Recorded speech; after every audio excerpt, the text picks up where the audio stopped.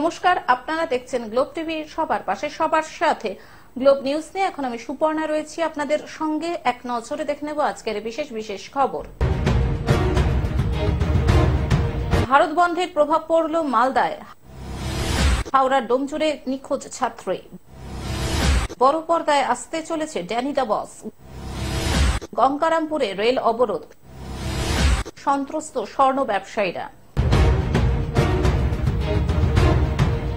আসছে বিস্তারিত খবরে। ভারত বন্ধের প্রভাব পড়ল মালদায়। আদিবাসী সেঙ্গেল অভিযানের ডাকা 12 ঘন্টার ভারত বন্ধের প্রভাব পড়ল মালদায়। আজ শনিবার সকাল 6টা থেকে সন্ধে 6টা পর্যন্ত টানা 12 ঘন্টার বন্ধের ডাক দিয়েছে আদিবাসী সেঙ্গেল অভিযানের আদিবাসী সংগঠন। এই মর্মে পুরাতন মালদার আদিনা রেলওয়ে স্টেশনে আপ ডাউন দুটি রেল লাইনে কার্যত নিজেদের মৌলিক অধিকারের জন্য আদিবাসী সংগঠনের কর্মকর্তারা রেল লাইনের উপরে বসে পড়েছেন এবং বিক্ষোভ দেখিয়েছেন। যদিও ঘটনার খবর পেয়ে ঘটনাস্থলে পৌঁছায় মালদা থানার বিশাল পুলিশ বাহিনী ও র্যাব বাহিনী।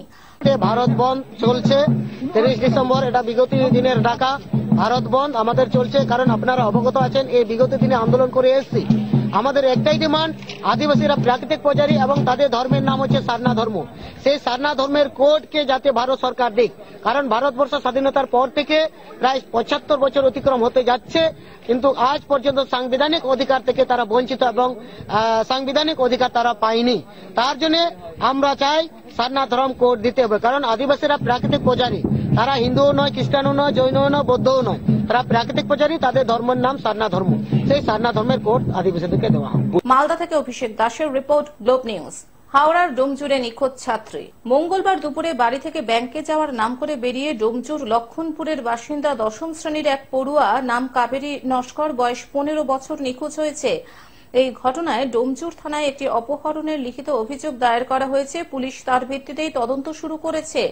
এলাকার বেশ কিছু সিসিটিভি ফুটেজে ওই নাবালিকাকে সাইকেল চালিয়ে ব্যাংকের পথে যেতেও দেখা গিয়েছে। যদিও শেষ পর্যন্ত সে ব্যাংকে পৌঁছায়নি বলেই জানা গেছে। পরিবার সূত্রে জানা গেছে, গত 26 ডিসেম্বর তরুণী বাড়ি থেকে বের হয়। জগদীশপুরের একটি ব্যাংকে যাওয়ার কথা ছিল, শেষ পর্যন্ত সে আর বাড়ি ফেরেনি। এই ঘটনায় কাবেরীর পরিবার মনে করেছে কেউ বা কারা তাকে অসৎ উদ্দেশ্যে তুলে নিয়ে যেতে পারে। তরুণীর মা শান্তনা নস্কর বলেন, তার কাছে ব্যাংকের বইও ছিল, সেই কাজে সমস্ত ডকুমেন্টস নিয়ে সে বাড়ি থেকে বেরিয়েছিল। মঙ্গলবার দুপুর 3টে নাগাদ সে বেরোয়, তবে তার যাওয়ার কোনো ইচ্ছে ছিল না। কিন্তু ওই দিন যাওয়ার কথা থাকায় শেষমেশ সাইকেল নিয়ে বেরোয়, কিন্তু তারপর থেকে সে আর বাড়ি ফেরেনি। সবে ট্রেনে উঠছে, এখনো ভর্তি করিনি। আচ্ছা আচ্ছা, তো কোথায় গিয়েছিল? জগদীশপুরে ব্যাংকে বই করার জন্য পেপার জমা দিতে গেল। আচ্ছা, তারপর তারপর থেকে আর পাচ্ছি না খোঁজ। সেই যে গেছে আর আসেনি। তারপর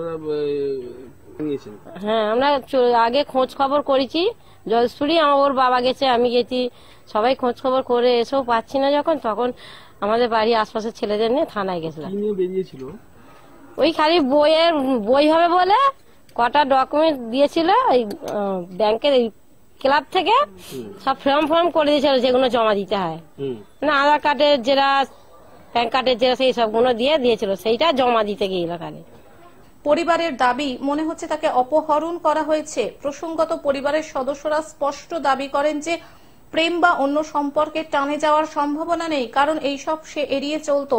তাই তারা চান যে বা যারা এই অপহরণের সঙ্গে যুক্ত তাদের খুঁজে শাস্তির ব্যবস্থা করা হোক।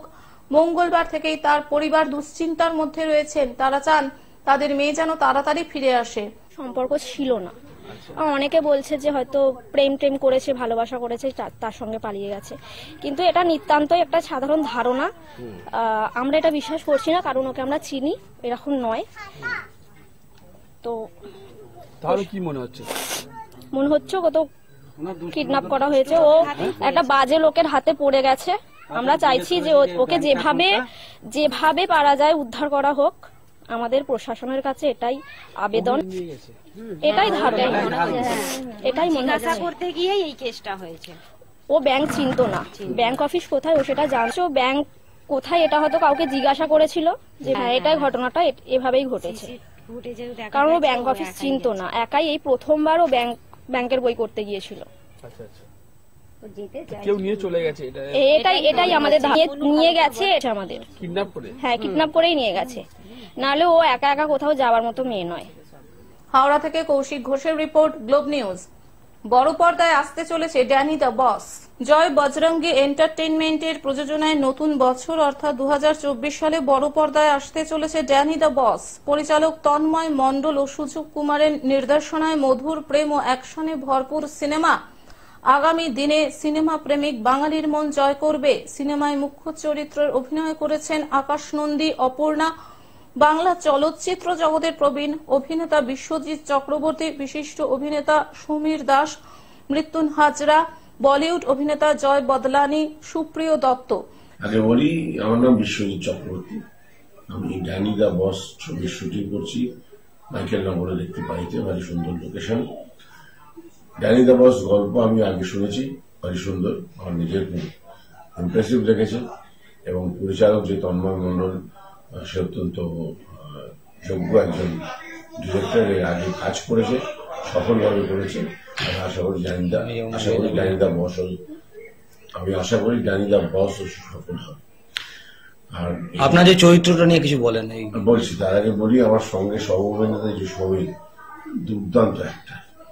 আমি ওর সাথে পাঠ করতে গিয়ে চমকে গেছি, এত এত পরিণত একজন অভিনেতা। এরকম আরো অনেকে আছে, আকাশ নন্দী আছে, এবং যে হিরোইন, মানে ছবির যে হিরোইন, সে মেয়েটি, সেও ভারী সপ্রতিভ। আর আমার তো দীর্ঘ 30 বছর ধরে আমি তো দেবের বাবা, জিতের বাবা, কোয়েলের বাবা, শ্রাবন্তীর বাবা হয়ে রয়েছি। তো এখানেও তাই, আমি নায়িকার বাবা। চরিত্র সেটাই, একজন আদর্শবান পুরুষ, একজন আদর্শবান। এছাড়া একাধিক অভিনেতা অভিনেত্রী এই সিনেমায় অভিনয় করেছেন। পশ্চিমবঙ্গের বিভিন্ন রাজ্যে শুটিং হবে বলে পরিচালক তন্ময় মণ্ডল সাংবাদিকদের জানান। অভিজ্ঞতা হচ্ছে, প্রথমেই আমি ধন্যবাদ জানাবো আমার পরিচালক, আমার ছোট ভাই তন্ময় মণ্ডলকে। তন্ময় এর আগেও প্রচুর ছবি করেছে। দম বলে ওর একটা মুভি ভেরি রিসেন্ট রিলিজ হয়েছে, সেটাতে আমার মন ছুঁয়ে গেছে ওর মেকিং। ও যখন প্রথম এই স্টোরিটা নিয়ে আমার কাছে আসে, আমাকে অফার করে, স্টোরিটা শোনার পরে আমার সত্যি ভালো লাগে। এটা ইয়াং জেনারেশনকে মানে ভীষণভাবে ইন্সপায়ার করবে প্রেমের ক্ষেত্রে। এখানে দেখা যাচ্ছে রকি আর ড্যানি মানে একে অপরের অপোনেন্ট। তো ড্যানি আর রকি দুজনেই একটাই মেয়েকে ভালোবাসে। মেন মানে প্রাণকেন্দ্র, গল্পের প্রাণকেন্দ্র কিন্তু এটাই, এই প্রেমটাকে নিয়ে। আমাদের এই ছবিতে বিশ্বজিৎ দা আছেন, বিশ্বজিৎ দা হিরোইনের বাবার চরিত্র করছেন। ভরতদার সঙ্গে কথাবার্তা হয়েছে, এখনো ডেটটা কনফার্ম হয়নি। তাছাড়া মৃত্যুন হাজরা আছেন, জয় বদলানি আছেন, এরা সব আছেন আমাদের। ড্যানি দ্য বস 2024 সালে সিনেমা হলে মুক্তি পাবে। এই চরিত্রে না, এই সিনেমার আপনি নায়িকার অভিনয় করছেন। তো আপনার চরিত্রের নামটা জানবো। আমার চরিত্রের নাম এখানে পামেলা।